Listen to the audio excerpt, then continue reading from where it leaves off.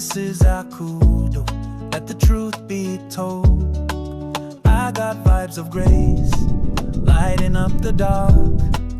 It could. I mean, Walmart talked about doing Google or Yelp or, I mean, anything that's what we call online reputation management, where you're managing your brand's reputation. So it's funny. So we started with Amazon. I started with Amazon only because that was where the need was at for the clients that I was working with. Okay. And you go to the website, createchoose.ai. There's a thing called the Amazon Review Check. This is our free tool that we'll put a link down here. They put in their ASIN. With the ASIN, when they do that, we're going to run a free report. They have to verify their email address. A report gets sent to them and says, hey, these are your reviews that are in violation. So now they get to see that they can file on it.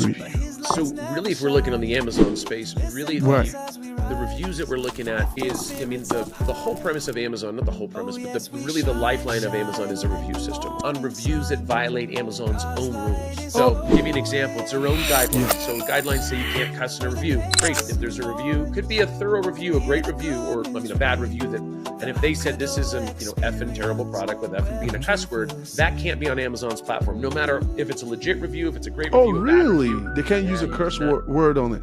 Okay. Are you stuck with slow banks and no funding? Waiting weeks for a loan can sink your business. At Monify, we deliver MCF funding fast, up to $25 million in just 24 to 72 hours. A simple application, lightning fast approval, and money in your bank ASAP. Get back to growing and not waiting. Call Monify LLC today and get funded tomorrow. Texas businesses trust Monify.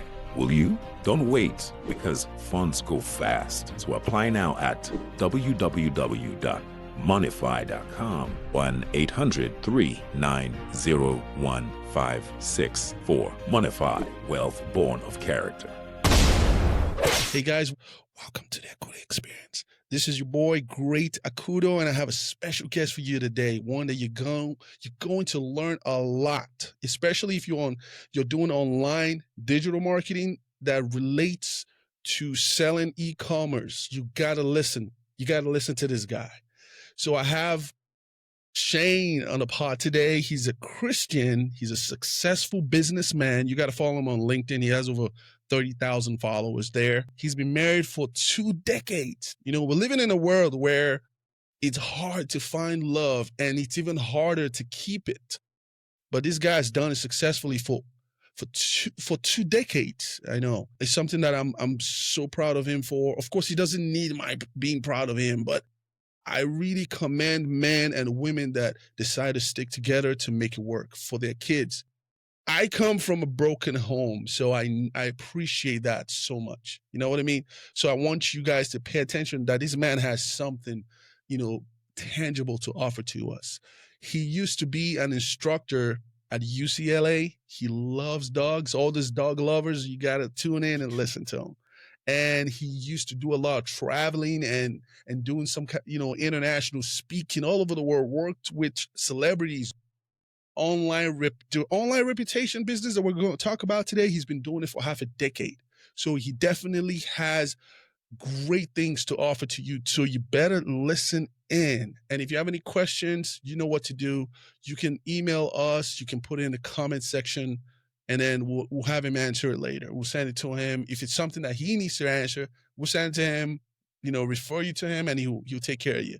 So without any further ado, I'd like you to, welcome to the pod, Shane Barker. Hey, sir, thank you for coming on the pod. How you doing today, Shane? Thanks for having me, man. I'm doing awesome, man. I tell you, man, you hyped me up. I was excited. I was excited about myself, man. You made me sound good. I love that, man. You are good.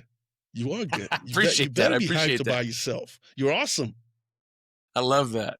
Yes, sir. So I want you to start with telling us a little bit about Shane.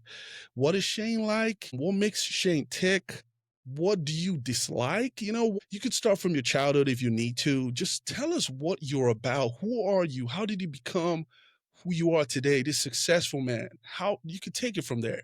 And if I'm missing anything, you feel free to interject, okay? Of Take it. course, of course. Yeah. So let me think, boy, little Shane, we call him Shane 1.0, right? I'm at like Shane 4.0 now. So little Shane 1.0, Good you one. know, I grew up in California, in Sacramento, California. Grew up in kind of a little bit of a hippie family. My parents were hippies and just probably growing out of that, you know, grew up in the 50s, 60s, and 70s. So, yeah, I mean, I've been, you know, my family had a great upbringing, a brother that's really big and like an advocate for, you know, people who just a number of different types of people. And for bears, he had a book called The Bear Boy. So that's my brother, Justin Barker. And you know, we had a great family, man. Great growing up. We, you know, we weren't rich by any means, which you know, doesn't mean that you know money doesn't equal everything. And so for us, we had everything that we wanted. You know, camping trips, and you know, really had an amazing family. You know, my parents ended up breaking up over actually when I ended up going to college. But still, that wasn't a bad thing. It was one of those things, is you know, not everybody works out. You try to, you Right, know, keep right. things on the straight and narrow, make things happen, and sometimes you're better off with somebody else. So the good thing is that we had a great childhood. I mean, you know, I very much grew up in you know, like I said, we had enough, but we didn't have, you know, I didn't have like 50 pairs of shoes, or we had one pair of Right. shoes that I wore for the whole year, maybe sometimes every 2 years. But Go to we had enough, man. basketball in a helicopter or something like that? No. No, no helicopters, not unless they were flying over us, the ghetto bird. But that was about the extent of our helicopter rides. But yeah, no, like at the end of the day, like I grew up in a very loving family. Always was really, really, as a growing up, I was always very hyper focused on money. Like I would go, and you might not remember this because you're a young cat, but Yeah, like there yeah. would be like these like you know like like the newspaper machines where you could go and they people would put in change and change would drop out, and they got change back and they wouldn't grab it. And so I would go around checking little change things. It used to drive my mom nuts because she's like, what are you doing? I'm like, I'm trying to get change, you know, or somebody would drop change on the ground and leave it. I mean, I would break my neck to try to grab that penny, even if it was a penny. Like I didn't care because I just figured it was like the universe giving me a gift. I mean, who doesn't want Right. a free penny? Yeah, like Right. we're not going to ignore that, because guess what happens? Like if I start ignoring that, the universe isn't going to give me any more money. You know, I also grew up in, you know, I would also collect cans. So I'd go collect cans. I was in Oregon one time, and we were camping, and this guy was picking up cans, and I asked my mom, what is that guy doing? He's like, oh, you can turn those in for money. And I was like, wait, what? Like there's these cans everywhere in all these campgrounds, and they're Light bulb. cash. Right. Lost my mind. Like went in and, you know, grabbed as many cans as I could. My poor mom was like, please just go on a hike like a normal kid. I'm like, nope, collecting cans. I'm going to cash in. Got, I don't know what it was, maybe like $2. And I was just a pig and crap. I mean, I was so excited, man.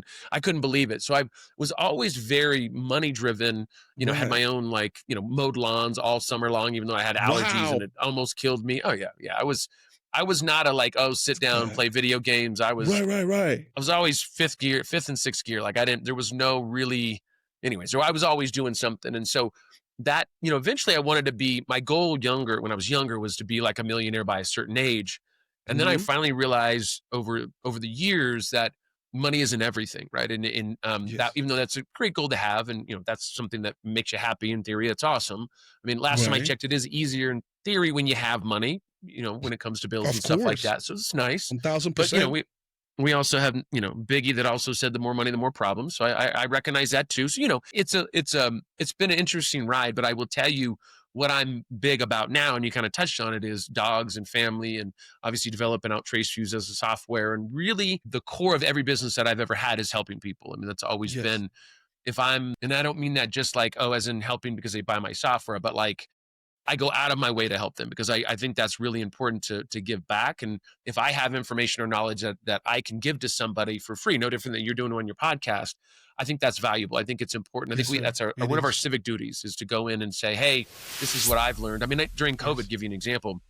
I didn't even tell you this, but I used to do a lot of government consulting for businesses, local businesses at that time in Sacramento and Reno now. And the reason I did that is because guess what? There was a lot of people that were put in a bad situation because of COVID. And I thought, Mhm. if I have knowledge that I could give to these people, like, you know, I should do it. I mean, I just absolutely should. So that's always been my big thing, is like, how can I help people?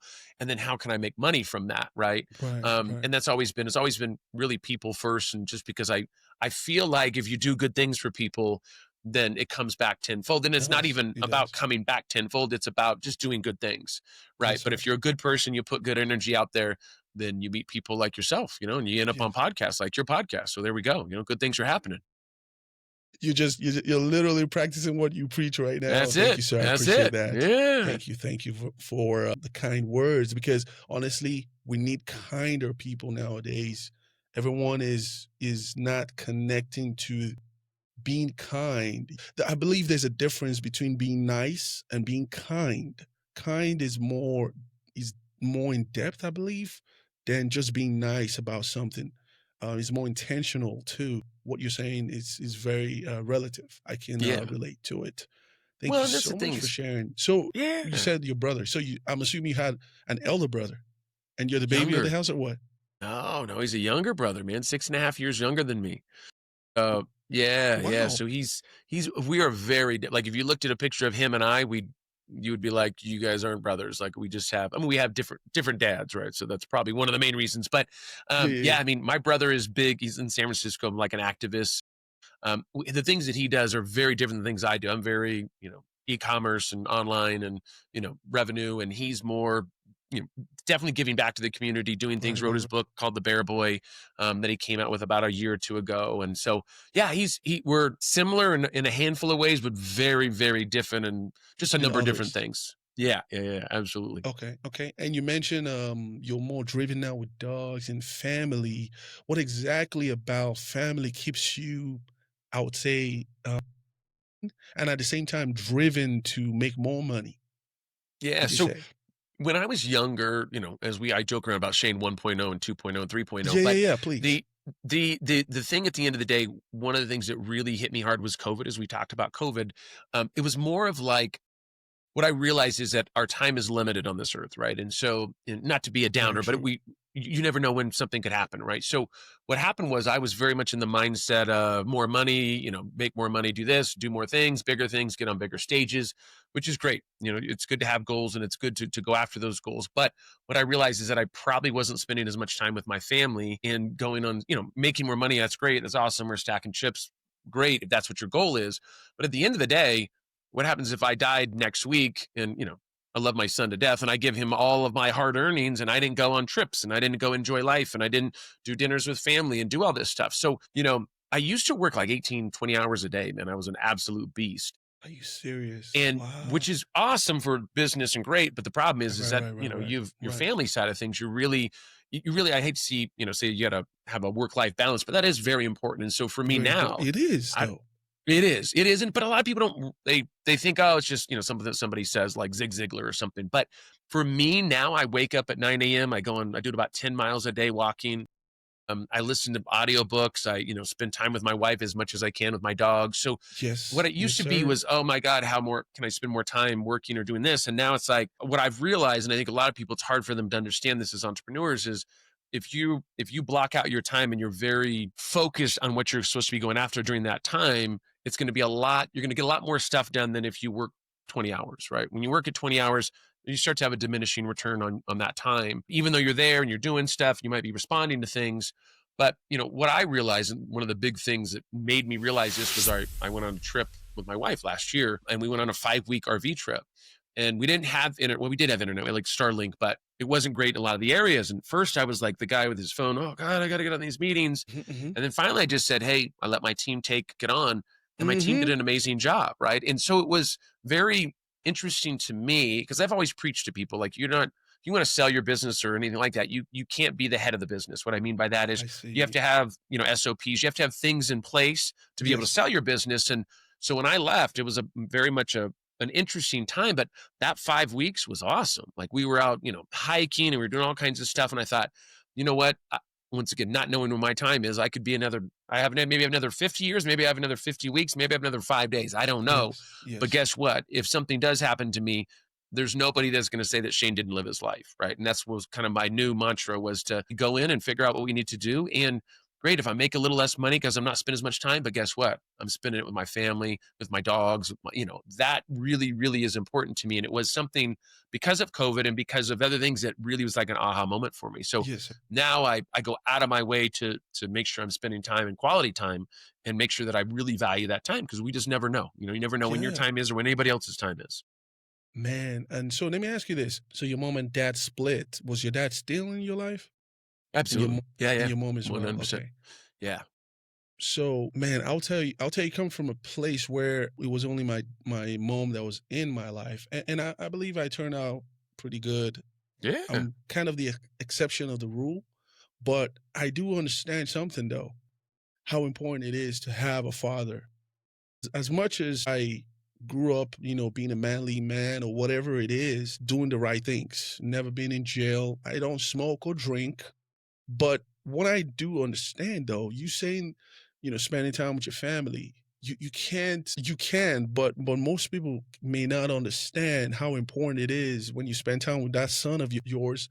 Like, you're impacting him beyond what money could ever offer. And you see that the impact in the future, I mean, he is your investment. If you think about it, Yeah. he's your most expensive investment. So if you're not taking care of your most expensive investment, and you think just making just money, which is good, like you said, and I agree. If he's just making money, some people are all about it, they will never transcend to the next generation. And you are already transcending. So I do thank you for doing that, because I'll tell you the truth. Most men do not. My father did not. My father's still alive, by the way. He lives in Houston, Texas. I live in San Antonio. So it's kind of in a way close, but he's not in my life. And I'm not hating on the guy, but I'm saying, because of that, actually, I'm going to definitely be in my children's lives, my sons, my daughters. So I know the impact, just being there, even if Yeah. you're not even spending on them, right? Just being there. You Well, can't but overemphasize on that was this. your lesson, right? The lesson was, even It though it's was. hard to see that, right? Because it's like, hey, when your dad's not there, but the lesson that you learned from that is, I guess what? If you were going to be really close to your kids, now you're going to be really, really close, because you understand it didn't necessarily, put you in prison and doing drugs and all kinds of stuff because you didn't have a Yes. father. But Yes. guess what? You are absolutely going to be in their life. If you were going to be in their life this Absolutely. much, now you're going to be that much Yes. more. So that was the lesson that you learned from that. And a lot of people, that's a difficult lesson for some people, because Yes. I feel like they were abandoned, or something, happened, or didn't have my dad. It's like, well, you looked at it like, hey, now I know what I'm going to do. I'm going to correct that for the next generation, for the kids that I have, which is awesome. Word. And looking at men like you, it encourages me a lot more too. So, Thank you.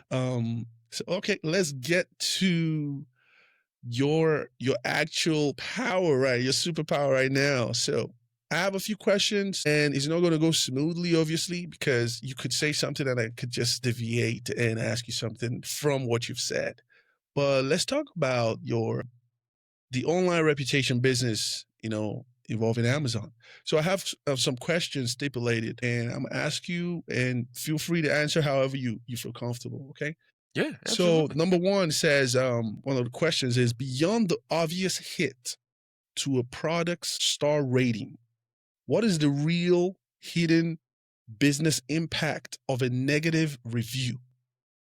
What Yeah. is the real hidden business impact Yeah, of a great question. negative review? So really, if we're looking on the Amazon space, really Right. the reviews that we're looking at is, I mean, the whole premise of Amazon, not the whole premise, but really the lifeline of Amazon is the review system. Like, if we all, whether you realize it or not, when you go look at Amazon, you go look at the reviews. That's what you look at first, right? 100%. It's like, whether you consciously do it or subconsciously, it's happening. Yes, sir. Right. So what we look at is, instantly look at that. If you have bad reviews, they're probably not going to buy the product. I mean, that's just the first thing. So we talk about BSR, bestseller ranking. Obviously, if you have bad reviews, your bestseller ranking, the bestseller ranking, you want to get as close as you can to a one. One would be the number one seller for a certain category. So if you are, once again, 1 million for that category, barely anybody's going to see you. It affects your PPC costs. So when you do ads on Google or on Really? Amazon, yeah, absolutely, yeah, because what it is they're going, well, maybe you might not be the best pick, and so guess what? You have to spend more money to convince Amazon to put you up there higher up in the rankings. That makes sense. Okay. Yeah, so that's a big one as well. And then also the social proof side of things, right? So if people are, once again, not liking the product and saying all kinds of crazy stuff, you don't get a lot of that social proof. It also affects, and I know this for a fact, that I had a client that was, actually, before she signed up with us, Walmart and some of these other big companies were going and looking at her Amazon reviews to see if they wanted to carry that product in their brick and mortar. Wow. So so you don't realize that, but people, I mean, it's not only is it consumers going and looking at that and saying, yeah, I want to buy it, or no, I don't. Think about, if you want to go and you want to put your product in 20,000 stores in Walmart, that's a life-changing event. And if they go, and this particular client, they would go and look at the reviews, and they were very politically driven, because she had a certain influencer that she worked with that was on a political side, either left or right, whatever it was. And then that really started to hurt her, because people started to give her bad reviews. And so Walmart goes, well, you might be a little bit of a problem child because of this, and Wow. we don't want those problems, right? We're trying to keep Of things. course. Yeah. So that's something you don't even think about. But I know that for a fact because she told me there was one product she sold almost $3 million a month. And so she told me that Walmart was pulling back. They wanted to put it in, I don't know the right numbers, like 20,000 stores and then 15. And then they're like, hey, we want to test this on a handful of stores. So it was like, went from this big deal to like a lot less. And she finally got him to tell him what the deal was. And the deal was they were looking at reviews on Amazon. So that becomes a problem. So when we remove those reviews, the goal is we want you to have, be for the public to look at it and for, people to know that this is a great product. I had a client that signed up literally today. He's in the cookware, and he's like number one in the cookware. Well, it was interesting. He's like, I want to activate every single product. And I was like, oh, it's interesting. I said, why? And he goes, because I just know that when I activate it and I start clearing out those reviews, that's going to look good for when people go and buy on our website. It affects so many different things because a lot of the times those listings can end up higher than your actual product listings on your own website. So you got to make sure that shines there, right? So people can look at that. Oh, great. Amazon's great. They can either buy from Amazon or they can go direct to the, obviously to the brand's website and buy from there. Yeah. Yep. So yeah, it affects so many things that people don't think that it, what it does. It does. It affects everything. So, like, you mentioned something that makes me think, and I want to ask a layman's question. So, is it legal to remove those negative reviews? Yeah, absolutely, man. Expound on that, please. Yeah, so we're 100% compliant with Amazon. So what happens is the reason why we're so compliant and why we're so hypersensitive about being compliant is we don't ever want to put anybody's account at jeopardy for $1. We just wouldn't do that. I mean, ethically, that's just not how we do things. Our big thing is always to help people. And so we always put that first. Money can come second. What's interesting is that when you go, and the reason why we're compliant is because we're filing cases on reviews that violate Amazon's own rules. So give you an example, it's their own guidelines. Yes. So guidelines say you can't cuss in a review. Great. If there's a review, could be a thorough review, a great review, or a bad review and if they said this is an, effing terrible product with effing being a cuss word, that can't be on Amazon's platform. No matter if it's a legit review, if it's a great review, a bad review. They can't use a curse word on it. Okay. Nope. You can't do that. You can't mention competitors. So you can't go in and say, hey, I bought these Adidas shoes and I really like them, but my Nike Air Max are probably my favorite that I've ever purchased. Wow. Because what happens is somebody comes and says, oh, they like the Adidas. Oh, but wait a second. Nike is the one that they want to that they like the best. So maybe I'll go with that one. Mm-hmm. And then the other thing is you can't mention pricing. So if I said, hey, I bought this for $39.95, now it's $49.95, you shouldn't buy it. Well, that's a problem. Right. So these are things that Amazon has their own rules. If it breaks those rules, then we file cases on the seller's behalf and say, hey, Amazon, somebody used a cuss word, somebody mentioned competitors, hate speech, any of that stuff. And guess what? We need to remove that review. So we're not going after reviews that you just hate or somebody said something about your product that's true. I mean, for me, that's constructive criticism. Like everybody that's ever launched a product and that has a product 10 years later, it's not the same product. It just isn't. There's nobody in the world. I mean, it evolves, right? It changes. Guess what? When you get a review, the idea of this, and it hurts a little bit because I call it my baby, right? When you have your brand, it's your baby. I know. Yes. So guess what? You go in, you say, okay, let me take a look at this. A lot of people are saying this same thing. Maybe this is something we should fix. And then guess what? Go and fix it and make the product better. So I get plenty of people that will come to me and say, hey, I just want to get these reviews removed because I don't like them. That's not what we do. We're going after things that clearly go against Amazon's rules or fraudulent. There's fraudulent reviews where somebody might attack you, which does happen on the platform, mainly with pets. Mainly pets and beauty and supplements are where a lot of that happens because it's a lower price point item. Yeah. And the lifetime value of those customers are a lot higher. I mean, if you take creatine for 2 years, well, guess what? That's $50 or $100 a month times 36 months. That's a lot of money. It's $3,600. So yeah, so that's one of those things. I wish it wasn't the reality, but it just a lot of the times it happens in those categories. So in your line of business, do you specialize on, let's say, only pets that you work on those kind of claims? Because it sounds like a claimish, you're like an attorney, basically, in a way, learning the compliance law, whatever, and then filing something to remove. Do you work specifically on a particular niche? So we go after all categories and all niches. Okay. So we, where we see the most success is going to be supplements, pet, and beauty. Once again, because the items are, cheaper. Well, the reason why that is because let's say we both sell creatine. We sell the same creatine and they're $30 a piece. Mm-hmm. And then we have Prime Day coming up or Christmas coming up. What people will do is they'll start a buyer's account. They'll buy 10 of these products. write the craziest reviews. Hey, I took this creatine, I got diarrhea, my leg fell off, I lost my hat, my wife left me, and they're like, wow, that's very, I'm telling you, man, there's some crazy stuff. I'm telling you, there's some crazy stuff. And then on the other side of it, they're like, oh, I bought this creatine. I have my personal best. I just bought a Ferrari. My new girlfriend. Anyways, you get my point. Like being crazy, but yet they're almost the same product. And so we look at that and we would go to Amazon and file an escalation case because that's somebody who's trying to game the system. So that's one thing that our monitoring does as well, because we look at that and that's what happens in these categories. Let me give you another example. Yes. If you sell bikes and let's say your bike's $3,000 on Amazon, am I going to go buy 10 of your bikes to give you a bad review? No, that's $30,000. That doesn't make sense, right? Like, that makes sense. But a $30, eyeliner, makeup, creatine, it doesn't make sense to do that because that's not an ethical way to do business. It's terrible. But from an ROI perspective, that's where it makes sense to them. And so that's what we look at. That's where we have the highest success rate. I mean, out of our 600 clients that we have, 8 or 9 of them are in the supplement space. Like our top 8 or 9 are in the supplement space. Supplements are very brutal in the US platform because it's a $1 billion industry. Yeah. Really? Yeah. Lots of crazy stuff happening. Interesting. Okay. So now the next question, well, I've asked you a few more in between, but the next question I have listed here says, so many sellers think they just have to live with negative feedback, right? So what are the legitimate within Amazon TOS ways you can actually have feedback removed? So I think you've actually answered that question, man. The legitimate ways based on compliance. In other words, I'm summarizing that. So let's go to the next one. So I don't have you be redundant with it unless you want to add something to it. No, I mean, I could add something to it. So okay, when compliance, there's a few things you probably want to take a look at. A is obviously, there's a method that we use. We call it the FAST method, which is an acronym.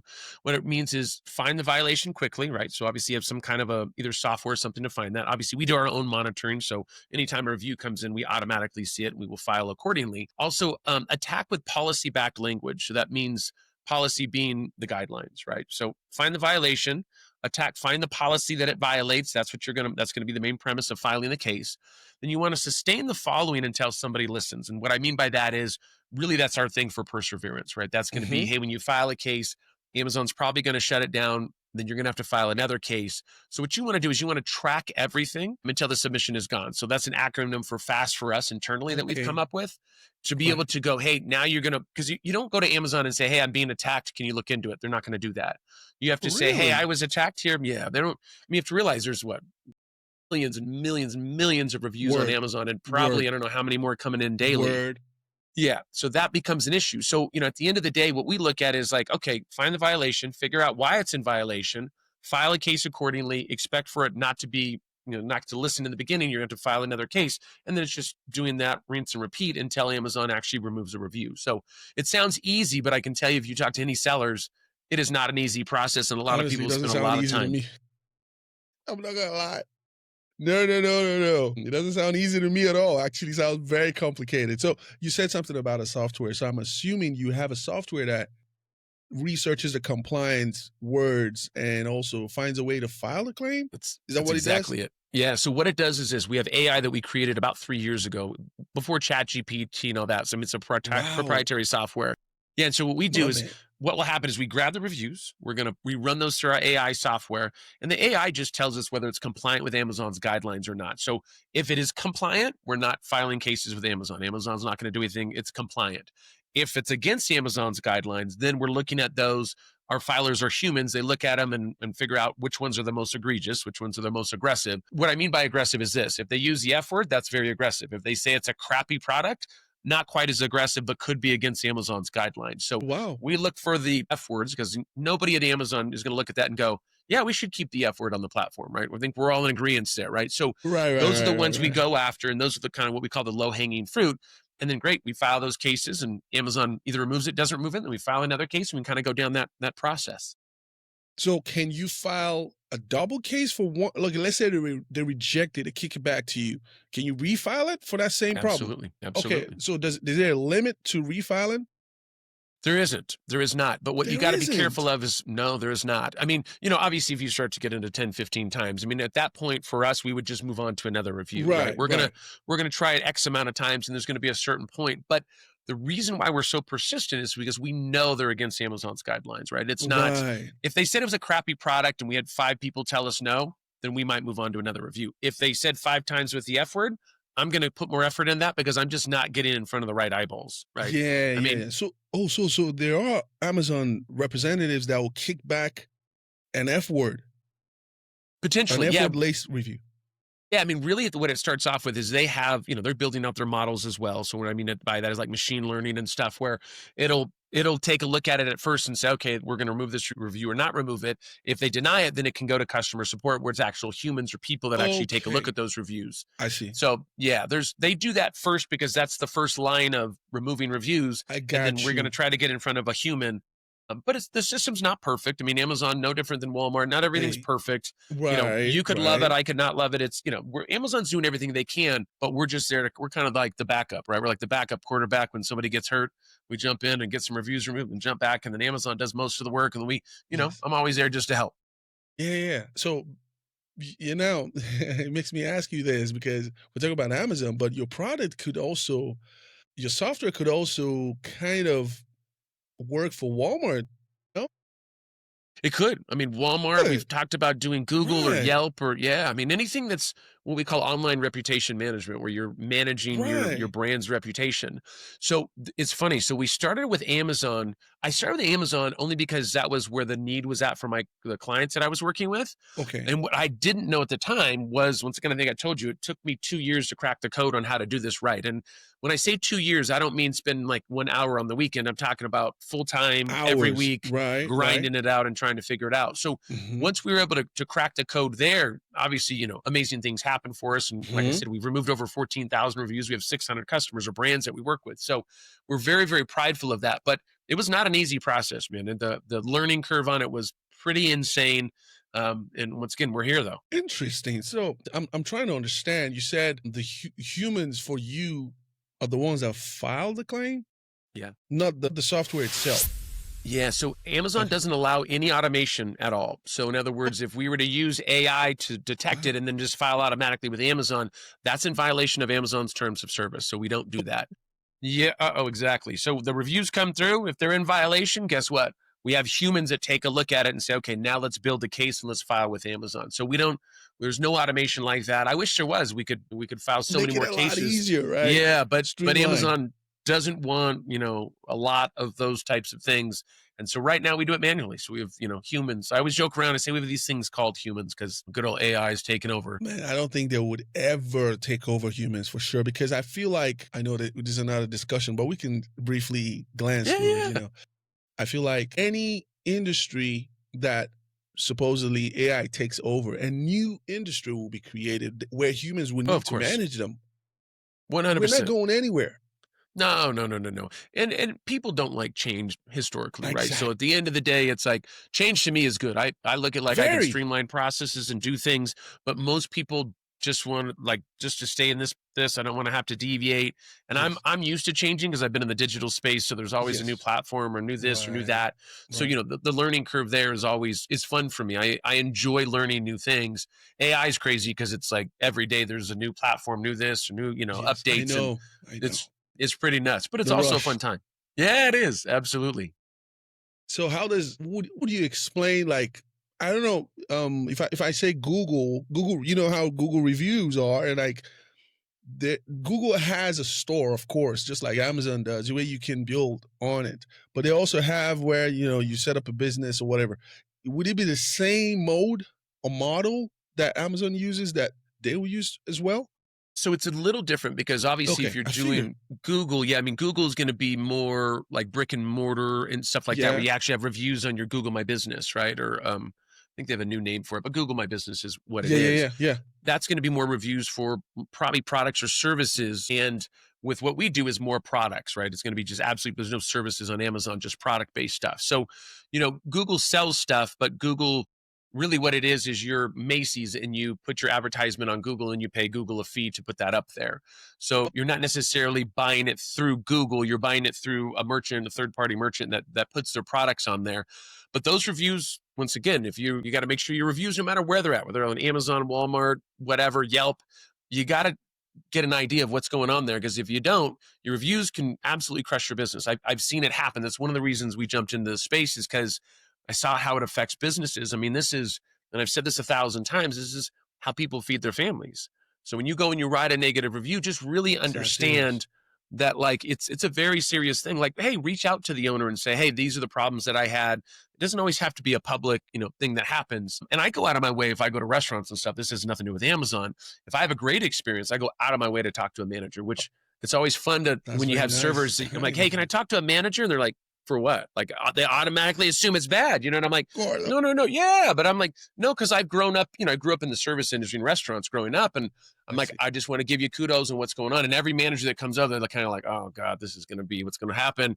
And I'm like, no, I just want to tell you, I grew up in the industry, an amazing server. And then they're like, oh, there, we just feel so much better. Then they bring free desserts and all kinds of stuff because they were worried that we were going to, go sideways or something. Man, so, I'm a dude, man. That's good. You have to. I'm going to try this. People man. love it. They love because it. It's they true. love it. Yeah. Whatever you ask, let me talk to the manager. Everybody's walls just go up. That's it. Oh, instantly. God. Yeah, because usually, I want to try it. I want to talk to a manager. Face.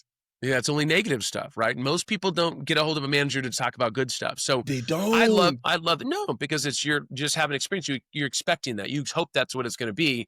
And then when it's not, then you're like, oh, it didn't fit my expectations. I got to talk to somebody. Great, talk to a manager, but to go online and not give them the opportunity to make something right, I think is just, I wish everybody had grown up in the service industry at least a little bit and understanding how that works, right? Because it does affect people. Some people deserve it. I'm not saying people don't. Like, trust me, there's some people that need a little slap on the hand, but you just got to think about, how does this affect people? What is the long-term effects of this? And reviews can be great and they can also be bad, so you just got to be careful of that. Man, you just gave me a mindset change right there. I'm serious. Go to a restaurant, I'm going to call to speak to the manager, and I'm going to commend them. You guys do a wonderful job. Because look at their faces. So right. I'm telling you, man, because everybody's going to go, crap, table 7 wants somebody to go talk to a manager. I love it because for me, I know that I'm bringing good stuff, right? Right. If I've got a problem, I wouldn't ask the server. I don't want to make it a big thing. I would go talk to the manager on the side. Right. I'm not looking to make a scene. I'm just saying, hey, here goes my constructive criticism on how you guys can improve things. Take it however you want. I don't make a big thing about anything. And I've had plenty of crazy situations that have happened, but I just got to think about, like, what's the right way? I have a mentor friend of mine that's actually my CFO, and he would always, and what he told me, and this was a few years ago, he's like, is there a carrot down that rabbit hole? So, right. So when you think about something you're going to do, is there a benefit to doing this? Like, is there something that's beneficial, first, right? Before you give it a second, right? Like, let's think about, how is this going to affect things? Exactly. And he's a old school guy. And so when he said that, I was like, And so that's actually caused me to pause on things that I was going to react or do something. I said, okay, wait. Like, what if I do this? How does this affect people, right? What is this? Do I need to get the word out? Is there a carrot at the end of that tunnel? And so I've always thought that, and it's been something that's been interesting. That's my little words of wisdom for everybody to write down. Beautiful words of wisdom, sir. Yeah, thank you. Beautiful words of wisdom, and I'm not even trying to flatter you. That's literally beautiful. I don't even flatter people. I tell them the way I feel. Sometimes I'm too blunt, but that is phenomenal. No, for real. Thank you. I'm taking that nugget right there and I'm using it. I have another question. So he says here, walk us through your process. Like, when a client comes to you with a damaging negative review or comment, what are the concrete steps that you take from start to finish? So people can have an idea how it works when they come to you. Yeah. So when people come to us, usually it's, they're going to be looking at, we have a thing called the merchant token. So a merchant token for Amazon is going to be like, think about Target as a store. So that's a merchant token. And inside Target, they have all the brands.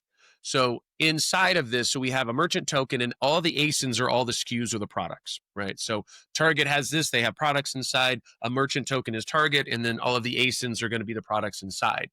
So when somebody has an issue with an ASIN, somebody, gets bad reviews or something like that, what they can do is they can come to us. We'll do a demo and kind of show them, where they can actually sign up through the website, which is traceviews.ai. They can go in there. The little thing on the top right says get started. What will happen is they're going to go through, they're going to put in some information. They're going to give us their merchant token, which is a unique identifier. What that does is that just tells us we can grab those ASINs, grab the products. We put those into our software, and it populates our software. So we actually have a software they can go in. They activate the ASIN, so they're activating the products that they want us to go after. They're in choice. They get to choose that. Some of these companies have hundreds or thousands of ASINs of products. They pick the ones, right? Because I don't know which ones are their best sellers, which ones they make the most profit on. They know those numbers. They go and they activate it. When you activate it, what you're doing is you're telling my team, grab those reviews, run them to the AI software, right? Usually there's obviously quite a few of them that are compliant. We don't touch those. We look at the ones that aren't compliant, find the most egregious ones.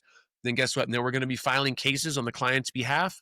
Amazon shuts the case down, doesn't do anything. We file another case, and we just go through this whole process. And we do that with all the reviews that are in violation. We only file about 5 to 10 cases, sometimes 15 at a time. Not a lot of cases. We're not going to send 1,000 cases to Amazon. We don't want to bombard them. Okay. And the client can see on the back end, they can see the reviews that we're working on. They can also see the reviews that have actually been removed. And the way that they verify that is they click on a link. It'll take them over to where the review used to be, and they'll get what we call a Dogs of Amazon page. It's a horror page, which means that review is gone. But in my software, I have a collection of all the reviews so they can see the review that used to be there. Now it's gone. So we leave that right there. Yeah. And then they only pay for reviews that get removed. So not on cases filed. Yeah. We're a performance-based company. So there's really no risk to any of the consumers. Yeah. Wow. So there's no retainer with your company? They don't have a retainer? No, we don't do a monthly retainer. We don't have a monthly cost or anything. Really? Yeah. I mean, that was beautiful. Yeah. I mean, our goal there is that we have a one-time fee of $250. That's for the lifetime monitoring, but that's lifetime monitoring. So they can have 1,000 products that we monitor, and the $250 is pennies on the dollar.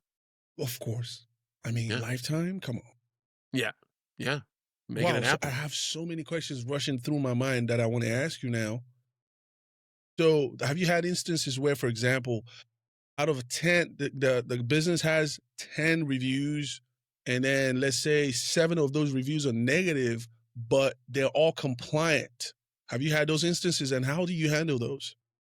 Yeah, in that situation, we would actually take a look at the client, and we would just tell the client, hey, guess what? There's really nothing that we can file on. Very seldom does that happen, right? I mean, usually there's something that goes, because usually somebody said something somewhere, right? Usually somebody will mention a competitor, not necessarily because they were attacked, but just because they said, hey, I like this product, but I used to use this one and I used to like it, right? Not necessarily coming after you. So in those situations, if there's not a lot of critical reviews, the value of our service is we protect you moving forward.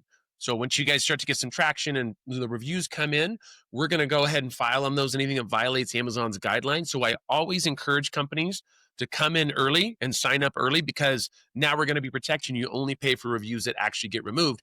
On the other side of it, if you've been doing Amazon for 5 years and you have 10,000 critical reviews, which are 1, 2s, and 3 stars, we're going to have a lot of cleanup there. And there's going to be some money that needs to be spent to clean that product up. But if you start from the beginning, we're cleaning it up as we go.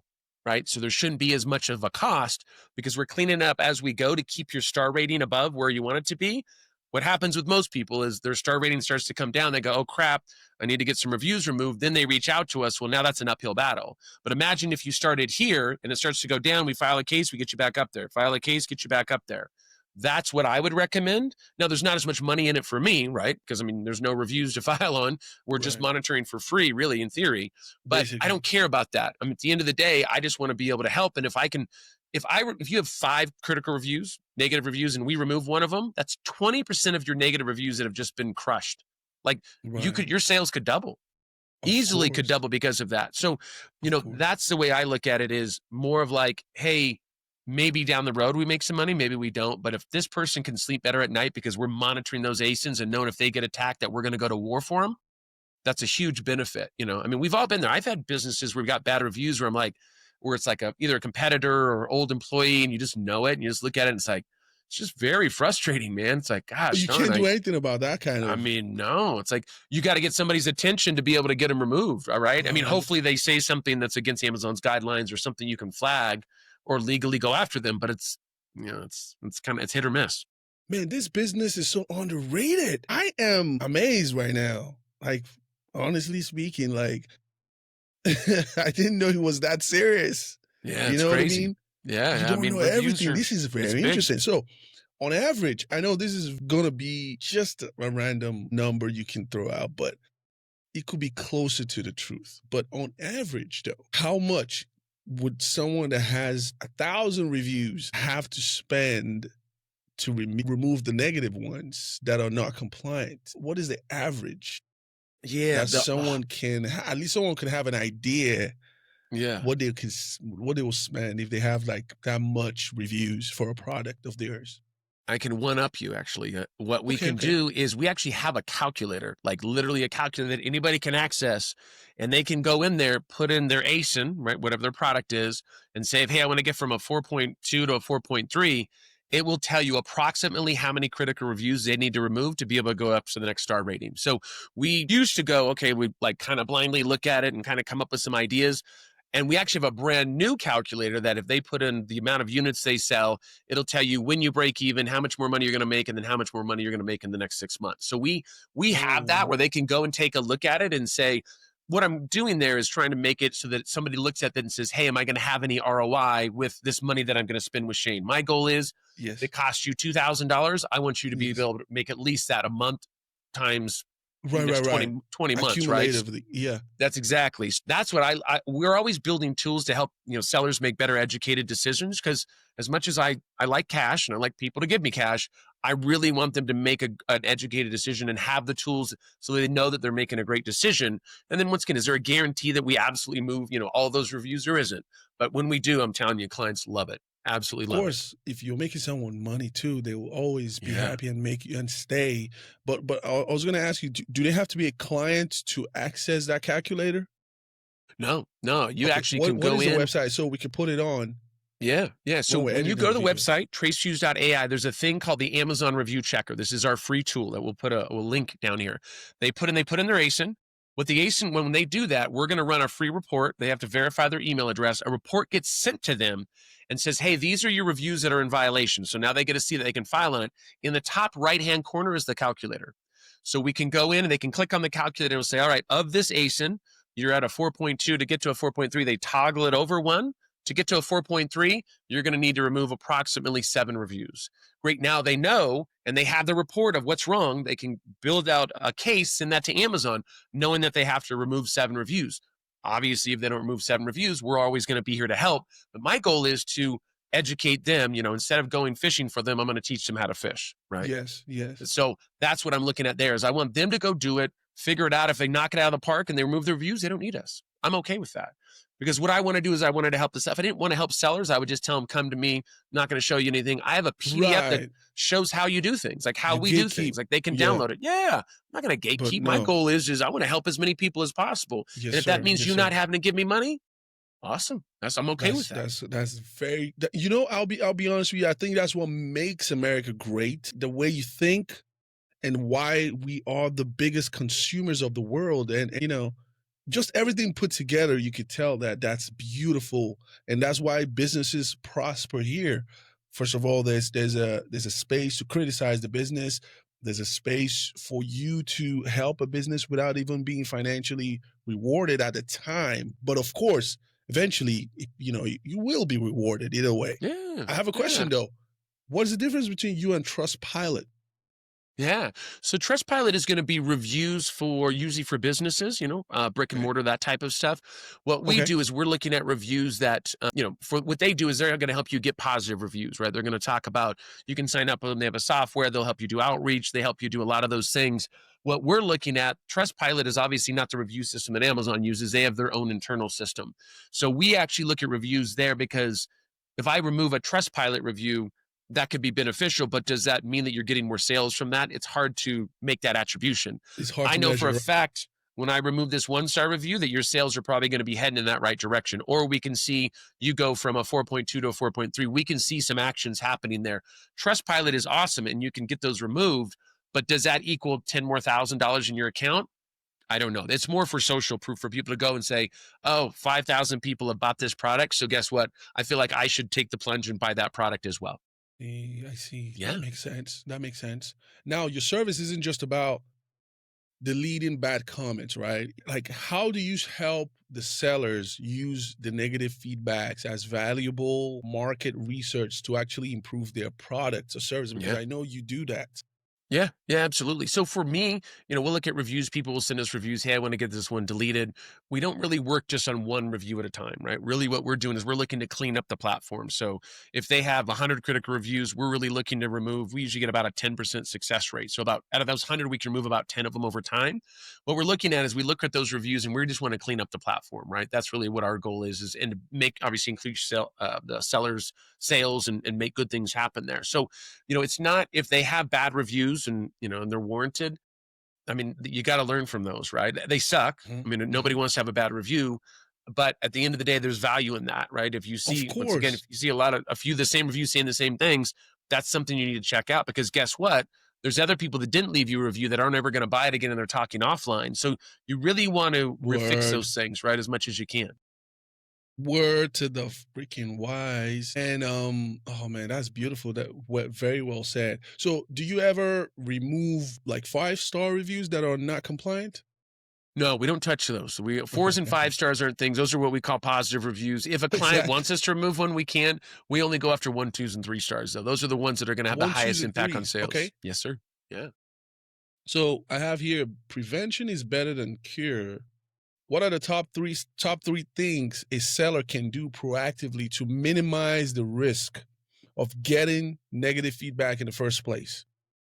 Build a great product, right? Obviously, and continuously, iterate and pivot and make better products. Also, be proactive about making sure that people are going to write positive reviews, going and asking them what they liked about the product, what they didn't like. Also, I think really making sure that when somebody does buy a product, that you do reach out to them about, what they liked, what they didn't like, and also getting them to go write a review for you, I think is going to be very, very pivotal. Being more proactive, getting as many positive reviews that you can, because if you have a lot of positive reviews, you get a negative one, it's not quite as impactful if you just get a negative one. You get a negative one, you're below 0, and now you're trying to claw your way back up to the top. And that becomes obviously a very big challenge. Okay, that's very good advice. That's something I'm thinking now, but let me ask you later. But anyway, so when is it actually beneficial to leave a negative comment visible and craft a public professional response rather than seeking its removal? So you guys can do that too? Not on Amazon. No, you can't respond. Not on Amazon. No, you can't on Amazon, but you can on other platforms. You can go and reply to stuff like on Yelp and stuff like that. We don't, obviously with Amazon, they used to be able to reach out to the customer. They can't do that quite as much anymore. You definitely can't respond to them. So in Amazon, it's hard that, once again, there's not really any options to be able to do that. I mean, they used to be able to do that. They can't do it anymore. Yeah. It's interesting. Okay, I didn't know this, man. Okay, Amazon's policies are notoriously strict.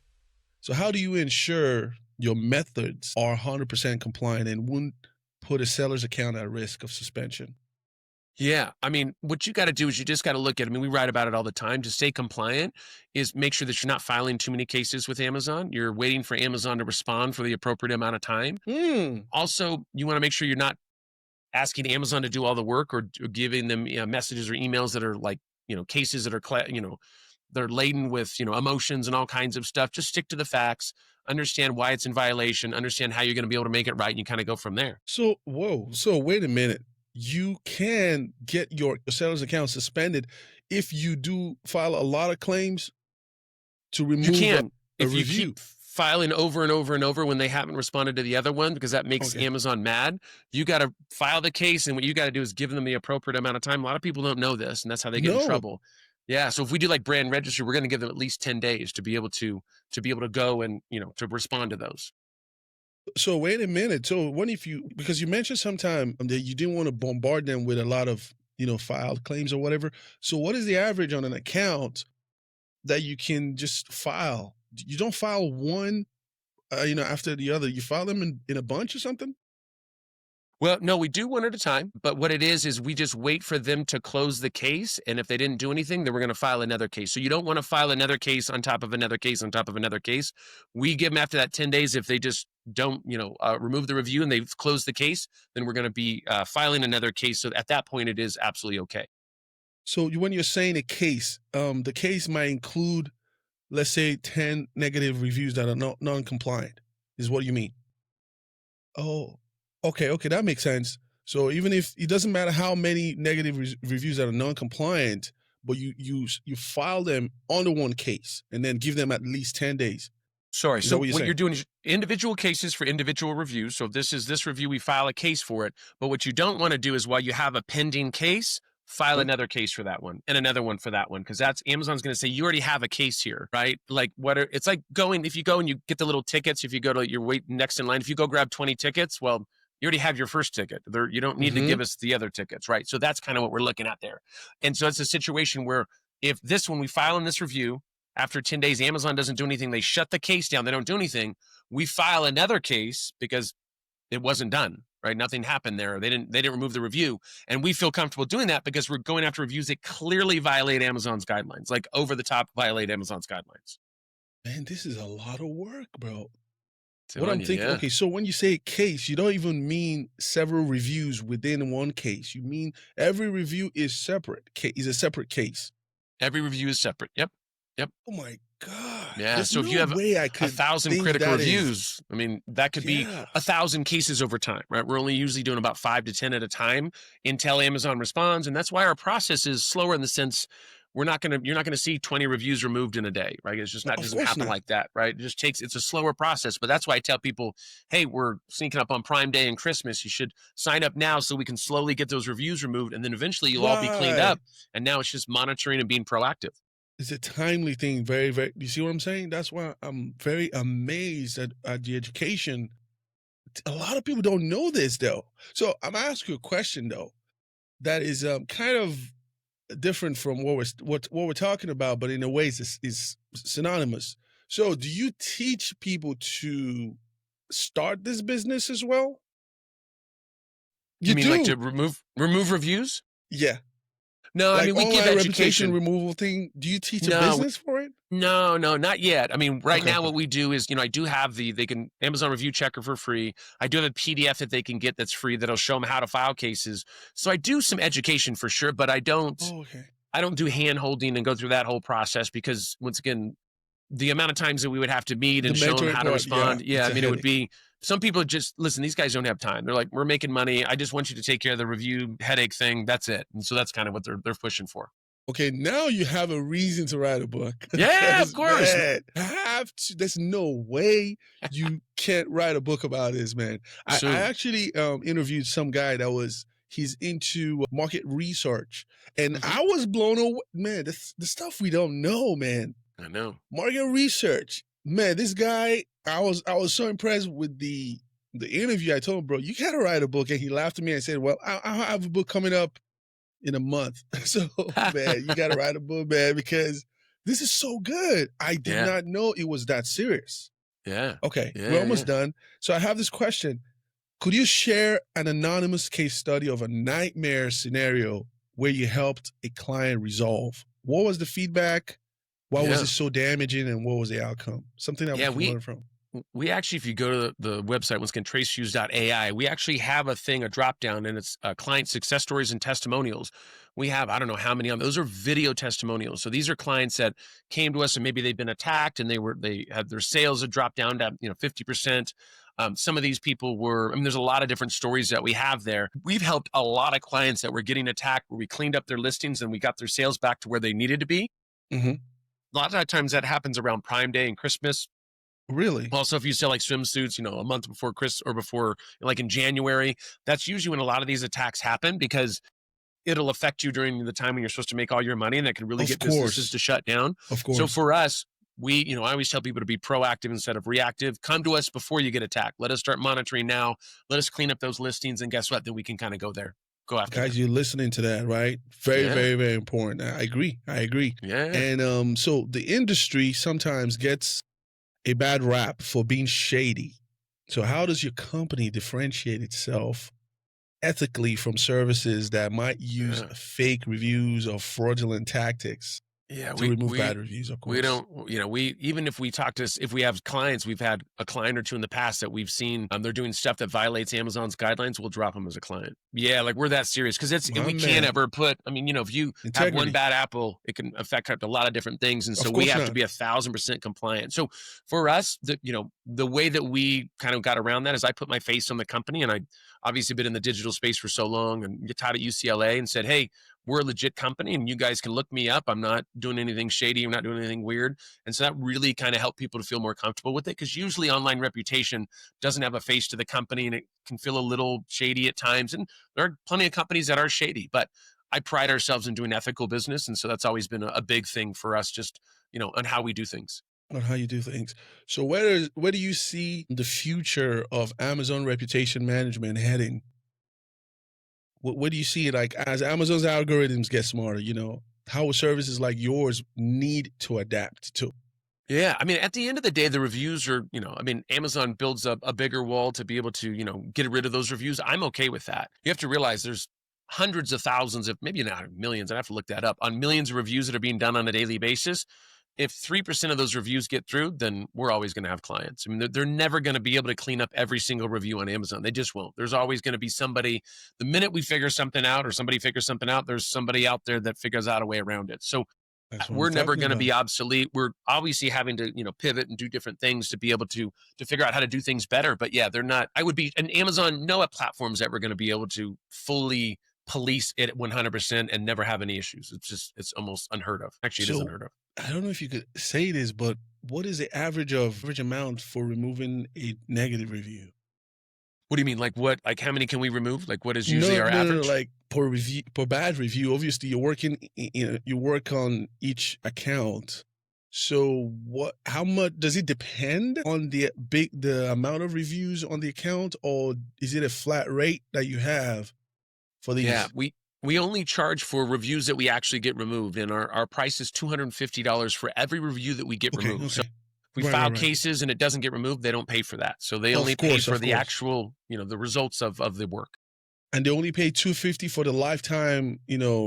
Lifetime to get monitored for all of their ASINs, and then if Monitored, we yes. file a case to get a review removed and it gets removed, then they pay us $250. If we file a case and it doesn't get removed, they don't pay anything.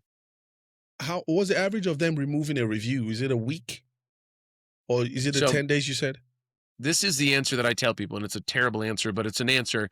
It's Yes. 24 hours to 24 weeks, which is a terrible answer, but it's a reality. We've seen some in a few days that start getting Yes. removed, and we've seen some that have taken months. It just depends on how we're filing with Amazon, who's listening at Amazon, what we've got going on there. Like I said, it's a terrible answer, but it's a realistic answer.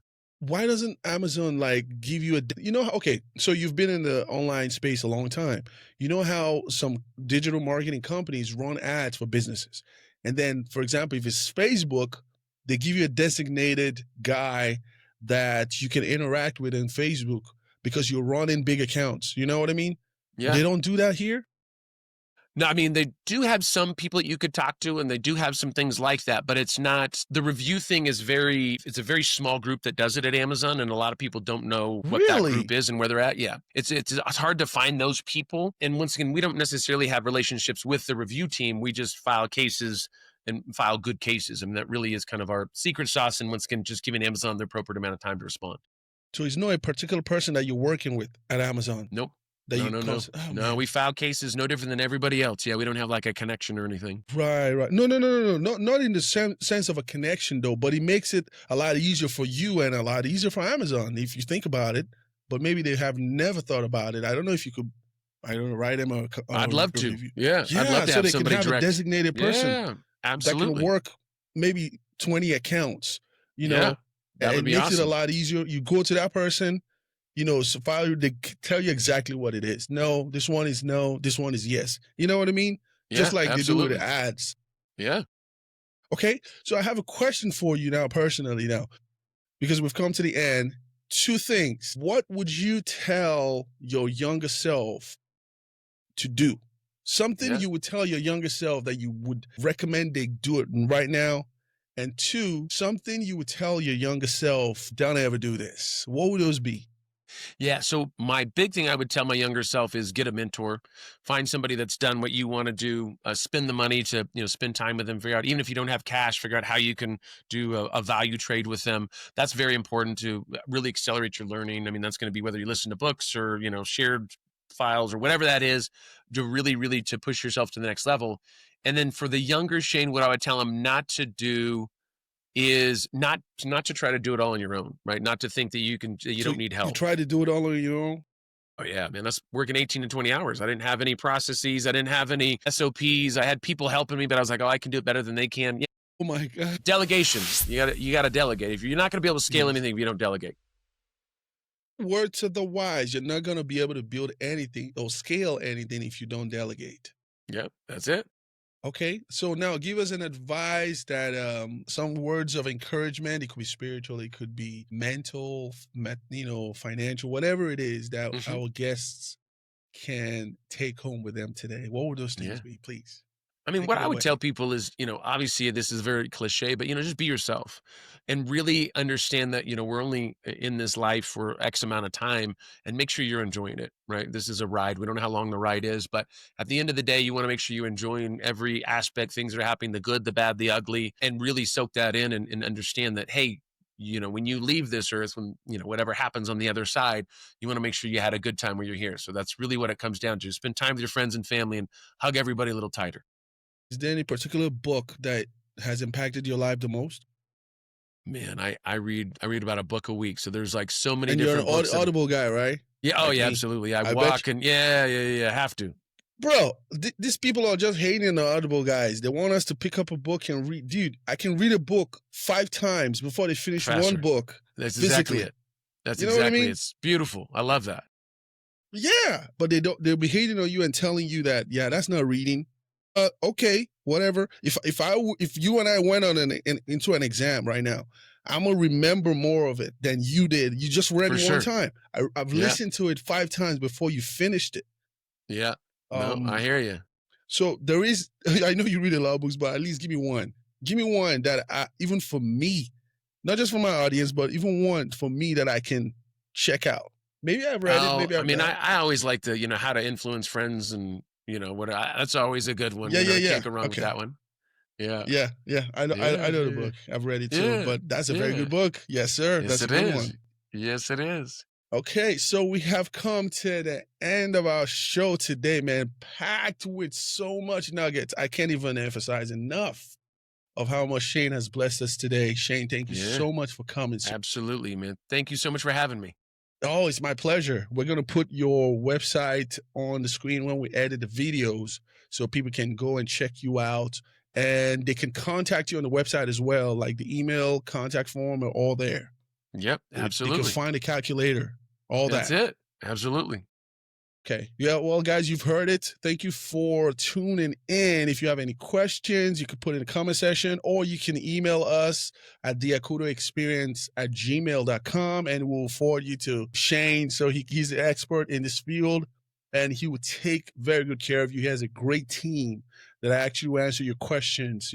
If he needs me to answer himself, I'm sure he would. But yeah, feel free to like, share, comment, tune in to our show, the next one. In the meantime, welcome to the Akudo Experience. I'm your boy, Great Akudo, and this is Shane Barker. Hey, Shane, thank you so much again, sir. Thank you, man. Thanks for having me. Have a wonderful day. Goodbye for now. Lean on you.